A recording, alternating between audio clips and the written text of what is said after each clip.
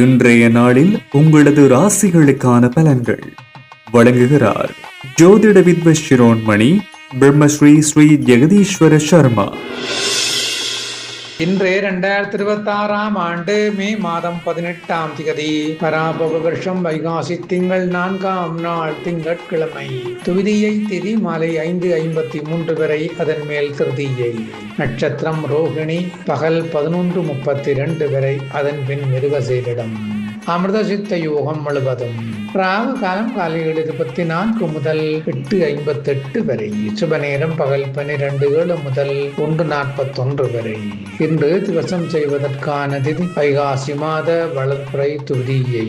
இன்று சந்திர தரிசனம். மாலை சூரிய அஸ்தமனத்தின் மேல் 3ஆம் முறை சந்திரனை நேரில் பார்த்து தரிசிக்கலாம்.